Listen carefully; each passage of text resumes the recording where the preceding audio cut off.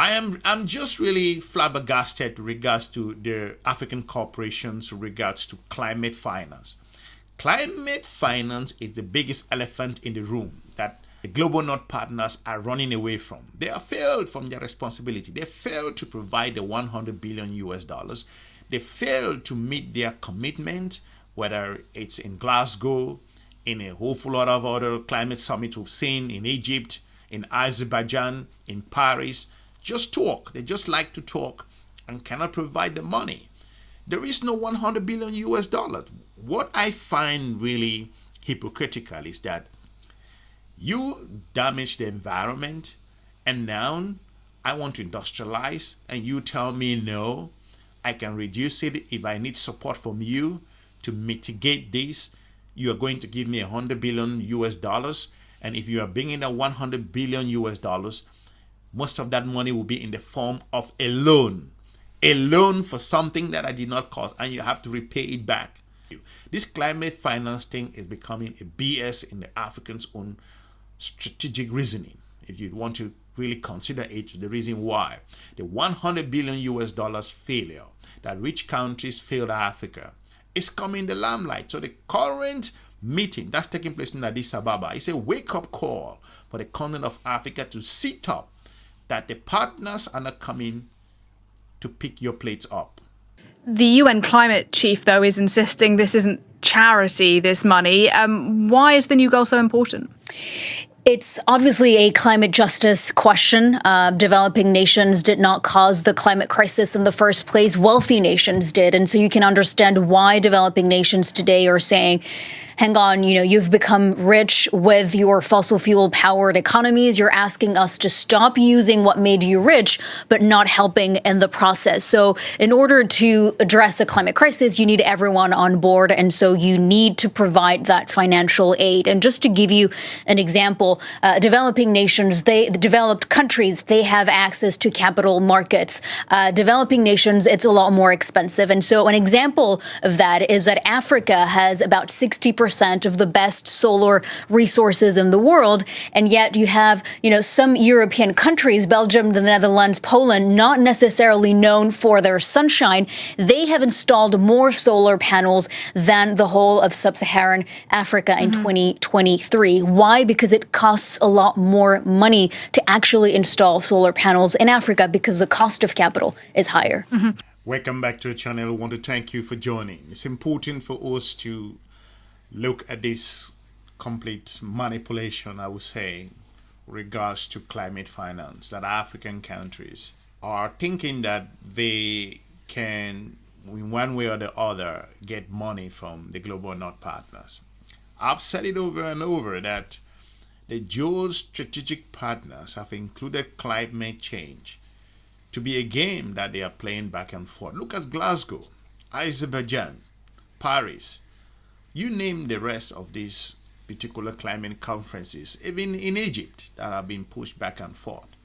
I feel sorry for African countries who are shouldering climate change as if it is the only thing that they have to be focusing on at the moment. Make no mistake, climate change has devastated a number of African nations, whether it's in Malawi or the rest. But for African countries to sit there and think that they should abandon their development, their industrialization, their growth, their fossil fuel, to concentrate on climate, I think you are mistaken. It means you don't understand the geostrategic environment. The global North partners have developed, they have grown, they've made billions in terms of their world with regards to their industrialization, and now they come and tell you to put forward the climate as if it is the national anthem of these African countries. I feel sorry for you because... Well, let's shift our focus now to the African Climate Summit. And of course, African leaders attending the summit in Addis Ababa this week called for a new global partnership that treats the continent as an engine of climate solutions rather than a recipient of aid. Now, over the 3 days of this event, there was renewed hope in the continent's green economy through solar power and an increase in low carbon investments.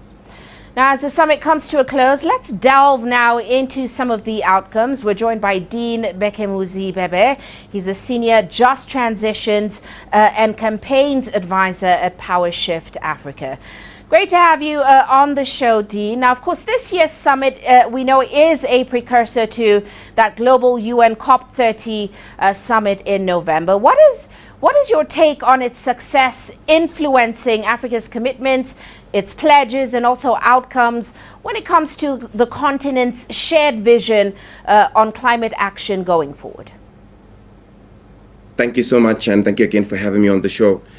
As a start, look, we welcome the declaration. It matters that Africa goes to COP30 with a common position, and I think the emphasis on reforms that reflect our lived realities as Africans and the reminder that climate finance is not charity and must not become new debt are positive. The language of clarity and pride is important, but we cannot ignore that the outcomes are deeply underwhelming. The clearest example is Article 49, which recognizes fossil gas as a so-called transitional energy source, and that is a failure. If you're talking about a just transition, about equity and empowerment, you cannot at the same time lock the continent into more fossil fuel dependency and essentially use language like transitional energy sources. That contradicts the spirit of justice and ambition we need. Now, the other concern is the framing. We hear that Africa was described as a solutions continent. And yes, we have immense renewable energy potential, natural resources, and of course, young talent. But solutions must be real, not rhetorical. If we want to be taken seriously as a solutions hub, we cannot lean on false solutions such as fossil gas or carbon markets. We need to show we are committed to transformative change, not compromises that severe external interests. So essentially, you cannot call it a just transition while opening the door to new fossil fuels. That makes the summit a failure. Why am I saying? I'm saying it because there is no 100 billion US dollars coming anytime soon. There is no 100 billion US dollars. It's been something that I think African countries must wake up and start to focus on what matters at this stage. The recent meeting in Addis Ababa is an example of where African countries stand at this time, where they should not let their guards down. And the climate finance should not just be about talking, no action. We saw the outburst in Paris from the South African president, Mr. Cyril Ramaphosa, and a number of countries across the continent have questioned this climate finance, where it's going to. So it is a shame that the global North partners continue to play the continent of Africa back and forth with regards to finance, or climate finance, if you want to call it that way. So Africa must wake up, because climate finance has become a geostrategic relationship area where Africa must be smart on how it engages this partner. Unfortunately, right now, we see that 70% of the money is being delivered to countries in the form of loans. And unfortunately, what that means is that developing countries are taking on additional debt in order to address the crisis, while they're already struggling under the economic hardship that's been brought about by COVID. And it's really an issue that these loan repayments become a challenge in terms of enabling them to take further climate action. Let me say this. Rich countries did fail to meet their 2020 commitment of providing 100 billion US dollars annually in climate finance to developing countries, but they outsurpassed the goal in 2022. While confirmation targets were met, organizations like Oxfarm argue that much of the funding was in the form of loans at market rates, adding to the debt, and the actual financial support was much lower. The delay and methodology for reporting the finance have eroded trust between developed and developing nations. So they want to help you to solve climate impact, something that you did not cost, that they cost. And they want you to receive that help as a form of loans. I find this funny.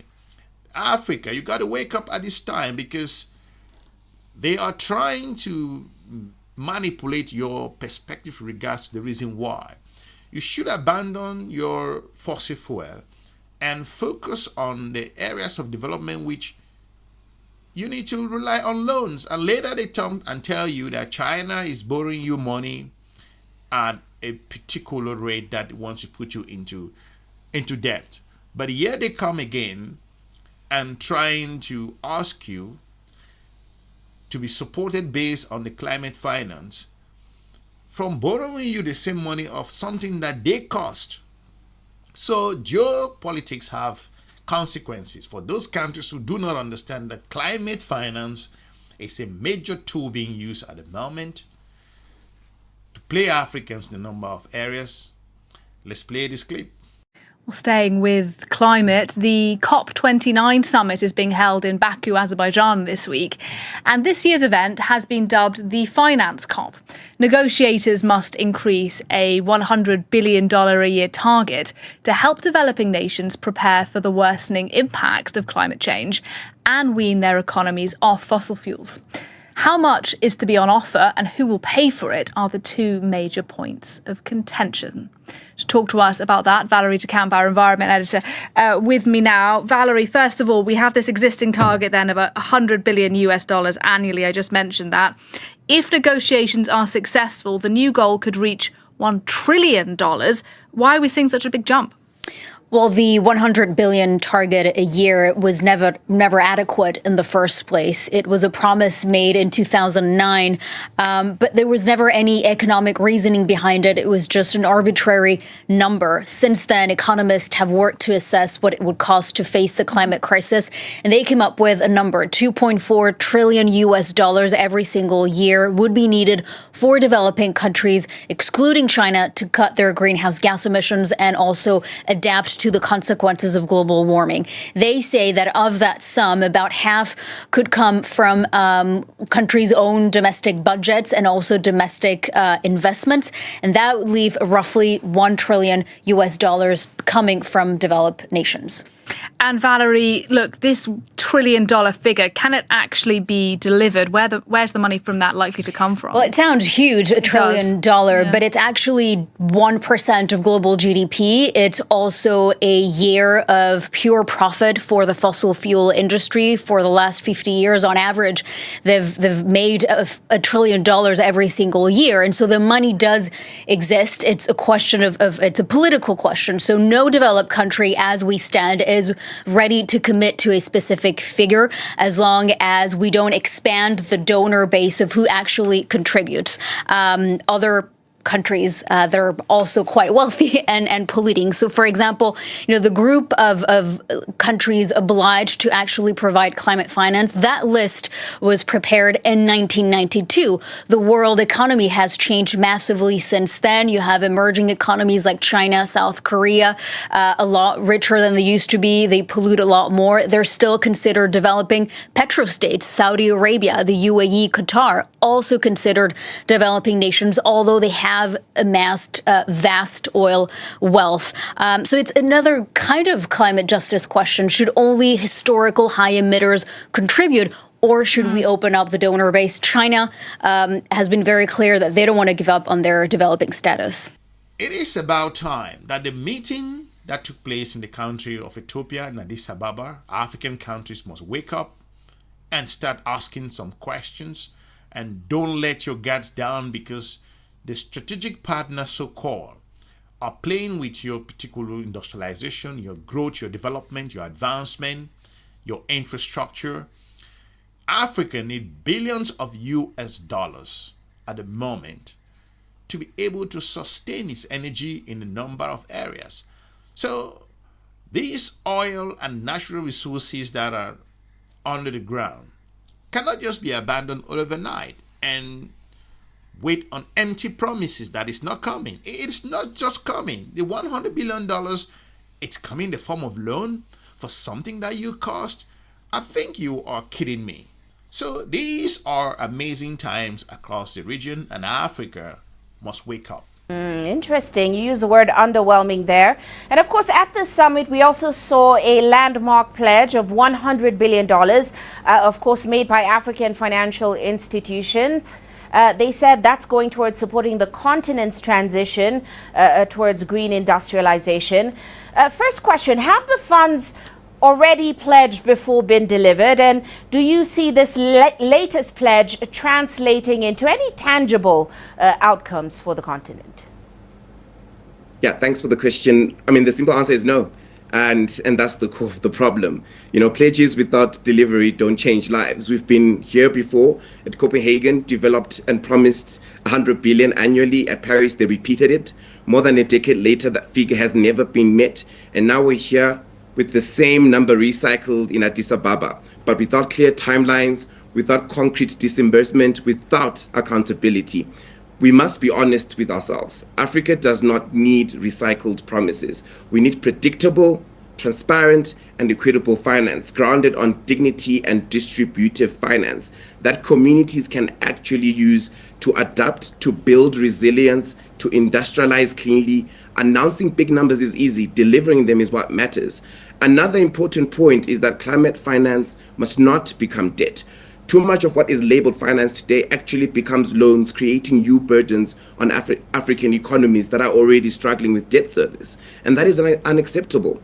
And equally, climate finance must not be framed as charity. It is not generosity from developed countries or even from our own institutions. It is an obligation rooted in equity to the Paris Agreement. So yes, 100 billion sounds good in a press release, but we see those figures or funds delivered needed to be grounded on grant-based, and they need to be accessible. And that remains essentially a big question. So essentially, Africa doesn't need more pledges. We need delivery. And climate finance must not become a debt, and we cannot use this new announced pledge as a new avenue to burden our already stressed economies. All right. If 100 billion US dollars that have been talked about in Paris back and forth is not coming, when do you think this is going to come? It is clear. You just have to figure out a way to solve these problems yourself, because the partners are not ready to take any responsibility to an extent, because they're not going to lose that 100 billion or 75 billion for free, because to them they consider it to be free money. I think this is really fundamentally wrong. And I see some African countries jumping around championing climate change issues. It is okay. There is climate change impact in the continent of Africa, but more importantly, you can't resolve this by yourself. If you need to resolve this, you have to take some very important measures. That's clear. There's just no two way about it. So I find this funny that the global North partners who have developed their systems, their economies, are impacting the environment, and Africa that never caused, that did not cause, or if they even did anything, it's just a percentage of this, are being asked now to be in a mercy of these rich nations who cannot pay, and if they are willing to do so, they have to do it in the form of loan. I think that is climate injustices that African countries must pay closer attention on. The reason why this climate finance issue is the most reckless geostrategic collaboration that I've ever seen.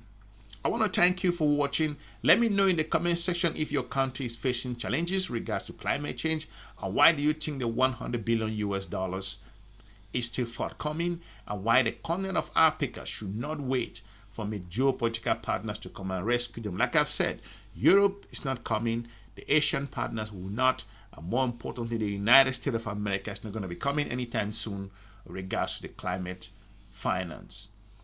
I will be looking forward to meeting you soon in our next episode. Have a good day. Bye-bye.